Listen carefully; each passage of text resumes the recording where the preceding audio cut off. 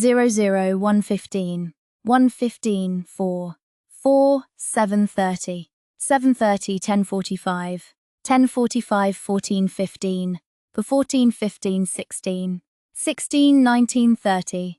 The bush's best security guard. While we've looked at the devil as an individual, their true value lies in how they shape the entire Tasmanian landscape. In ecology, we talk about interference competition. Basically, having a top-tier scavenger like the devil around makes life very difficult for invasive species.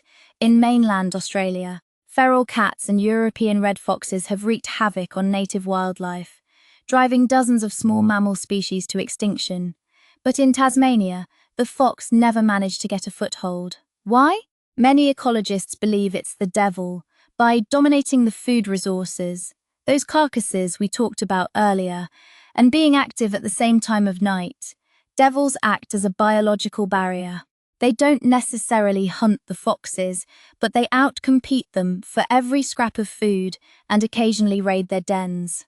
It's a landscape of fear that keeps invasive predators in check, allowing smaller, vulnerable natives like the eastern quoll and the Tasmanian bettong to thrive. 1924 to social media versus reality. The man-eater myth. If you spend 5 minutes on TikTok or Instagram looking for devil content, you'll likely see videos framed to make them look like bloodthirsty monsters. There's a persistent myth that they're a danger to hikers, or that they'll hunt humans in the scrub. Let's set the record straight. There is no recorded instance of a healthy Tasmanian devil attacking a human. In reality, they are incredibly shy. If you encounter one in the wild, its first instinct isn't to snarl, it's to freeze or run. That famous gaping yawn you see in photos? It's not a threat display or a sign that it's about to bite. It's actually a sign of fear and uncertainty. When a devil is stressed, it opens its mouth wide to show it's intimidated. It's the animal version of a nervous stutter. Similarly, the idea that they are dirty animals is a total furphy. They are quite fastidious, often grooming themselves and keeping their dens remarkably clean. Because they process bones and carrion so efficiently, they actually reduce the bacterial load in the environment, acting as a natural antiseptic for the forest floor. 2245, 2615, the mainland miracle. Rewilding Australia, one of the most exciting chapters in modern conservation, is happening right now on the Australian mainland. For over 3,000 years, the mainland hasn't heard the scream of a devil. That changed recently with the Barrington Tops project in New South Wales. Conservationists have released groups of devils into a massive 1,000-acre fenced sanctuary. This isn't just a zoo exhibit. It's a functional rewilding experiment. For the first time in millennia, joeys have been born in the wild on the mainland. The goal here is twofold. First, it provides a geographic backup for the species, away from the DFTD-affected populations in Tasmania. Second, researchers are monitoring how their presence affects the local ecosystem. Will they help control the feral cat population there? Will they help manage the overabundance of kangaroos that can lead to overgrazing? Early signs are incredibly promising. It turns out the monster of Tasmania might just be the saviour of the Australian bush. 2016's 28. A legacy of resilience. The story of the Tasmanian Devil is a reminder that we shouldn't judge a book by its cover, or an animal by its scream.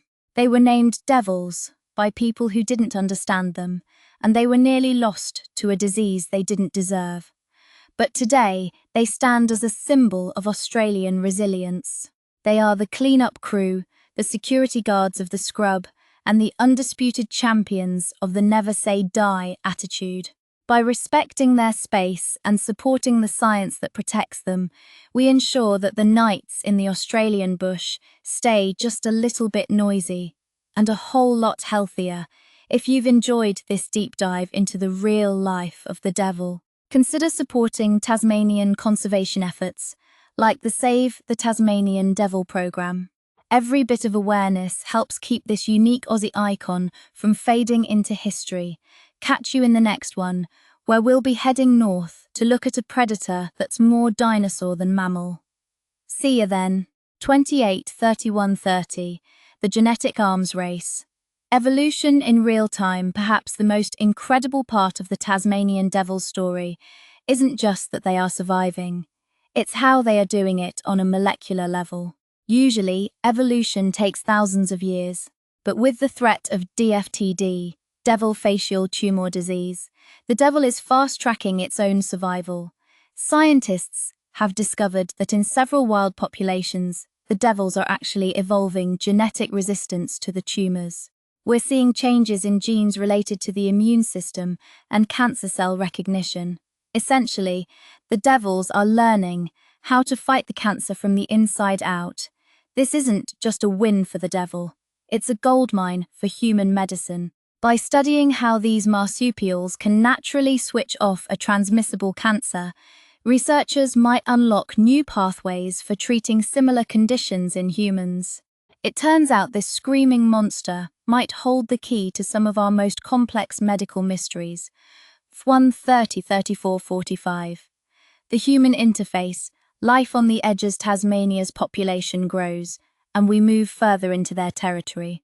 The devil faces a more mundane, but equally lethal, threat: roadkill. Because devils are scavengers, they are naturally drawn to roads to feed on other animals that have been hit by cars. This puts them directly in the path of oncoming traffic, especially at night when their dark fur makes them almost invisible. In some parts of Tasmania, roadkill is now a greater threat to local populations than the disease itself, but there's a uniquely Australian solution being trialled: the virtual fence. These are small electronic devices placed on roadside posts. When they sense a car's headlights, they emit a combination of flashing lights and high-frequency sounds that deter devils from approaching the road until the car has passed. It's a brilliant bit of tech meets nature that is significantly reducing fatalities and proving that we can find ways to coexist with our wild neighbours without resorting to fences and cages. 34-45-37-15. The ethology of the den. We often talk out the devil's public life, the scavenging, the screaming, the fighting. But their private lives are surprisingly tender. Mothers are incredibly dedicated, and the nursery dens they create are often hidden in hollow logs or underground burrows lined with soft dry grass and leaves. Young devils, known as imps, are remarkably agile. Unlike the adults, who are a bit more tank-like and heavy on their feet, the youngsters are expert climbers. This is a crucial survival strategy. If a larger, hungry adult comes looking for a snack, the imps can scurry up a tree with the speed of a possum. They lose this climbing ability as they bulk up in adulthood, but it's that early life agility that ensures the next generation makes it to maturity. 37-39 closing. A predator reclaimed. When we look at the Tasmanian devil, we see the echoes of Australia's ancient past. They are the last of the great marsupial carnivores that once roamed the entire continent alongside megafauna. They've survived the arrival of dingoes, the expansion of colonial farming, and a biological plague that should have wiped them out. They aren't just a curiosity for tourists or a mascot for a footy team. They are a testament to the grit and determination of the Australian bush. They teach us that even when you're small, misunderstood, and the odds are stacked against you, you don't back down. You stand your ground, you let out a scream, and you keep going. The Tasmanian devil is a reminder that the wild isn't always pretty, and it isn't always quiet. But it is always worth protecting if you've stuck with us through this 3-part journey. Cheers for your time. Your interest in these animals is what helps keep conservation in the spotlight. Don't forget to hit the bell icon so you don't miss our next deep dive into the strange and wonderful world of wildlife. Until then, keep an eye out for the underdogs. They're usually the ones with the best stories to tell. 39-42-30. The metabolic engine. Tail as a fuel tank. To understand how a Tasmanian devil maintains its high-energy lifestyle, you have to look at the tail. For a devil, the tail is essentially a biological bank account. Unlike placental mammals that store fat across their bodies, devils and many other marsupials store their fat reserves in their tails. A thick, plump tail is the ultimate sign of a healthy, successful devil. In times of drought, or when carcasses are scarce, they can metabolize this stored fat to keep their systems running. When we compare this to a placental predator like a dingo or a wildcat, the devil has a distinct advantage in a boom and bust environment like the Australian bush. They are built for the long haul, able to survive for weeks on their reserves while searching for the next meal. This mechanism is a key reason they've outlasted so many other species that require a constant, daily intake of high-protein food. 42-30-45-15 sensory superpowers. Beyond the dark, there's a common myth that Tasmanian devils have poor eyesight because they are nocturnal. People often think they just stumble around in the dark, relying on luck. That couldn't be further from the truth. While they aren't built for long-distance, eagle-eye spotting, their vision is highly tuned to detect movement, especially in low-light conditions. But their true mastery lies in their snout and their whiskers. A devil's sense of smell is among the most acute in the animal kingdom. They can catch the scent of a carcass from several kilometers away, even through dense scrub. Then there are the vibrissae, the long whiskers on their muzzle and the clumps of hair on their cheeks. These aren't just for show. They are sophisticated tactile sensors that allow the devil to navigate pitch-black burrows or thick undergrowth without bumping into things. It's like having a 3D spatial map of the forest constantly updating in their brain. When you combine that with their incredible hearing, you realize the devil doesn't just live in the dark. It owns it. 45-48. Myth correction: the aggressive lone wolf. If you watch wildlife documentaries from the 70s or 80s, the narrator often frames the devil as an aggressive loner that hates its own kind. Modern ethology, the study of animal behavior, tells a much more nuanced story. While they don't live in packs like wolves, devils are part of a broad, loose social network. They have home ranges that often overlap with one another.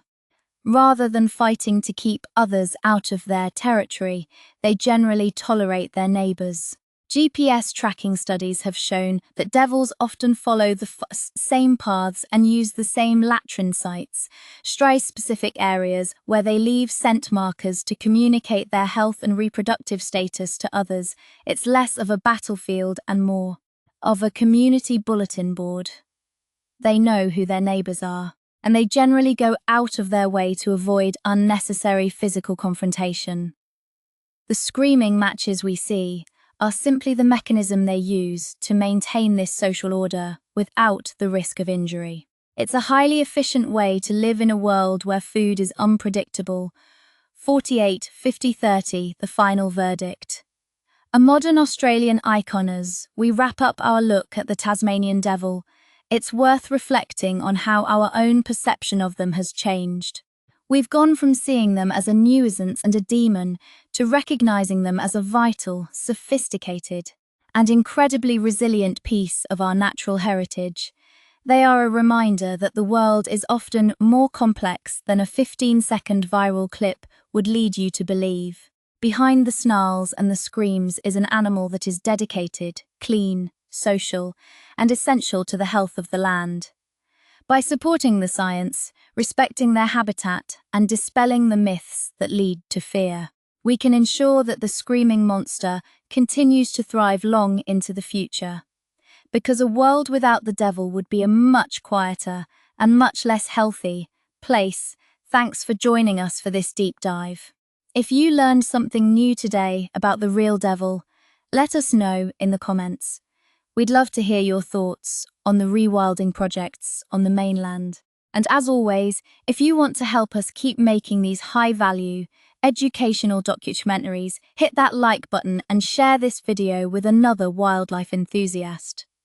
I'm your narrator, and this has been the true story of the Tasmanian devil. See you in the scrub.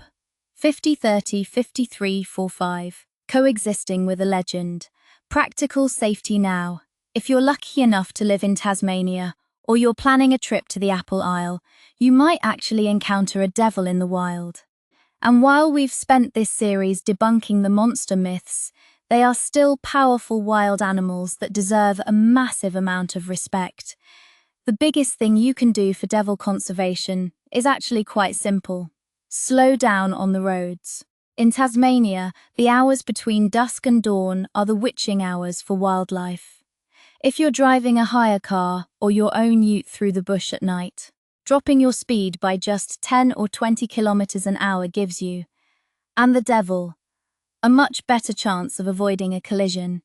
If you do happen to find an injured devil or see one that's been hit, don't try to handle it yourself. Even an injured devil has that incredible bite force we talked about. Instead, call the local wildlife authorities or a rescue group like Bonorong. They have the gear and the training to handle these animals safely. Being a good neighbour to the devil means knowing when to step in and, more importantly, when to step back. 5345, 57. The camping code. Keep the wild for the hikers and campers out there. There's another layer to this. Because devils are opportunistic scavengers, they have a nose for human campsites. It might be tempting to leave a bit of tucker out to get a photo of a wild devil, but this is one of the most harmful things you can do. When devils associate humans with food, they lose their natural wariness.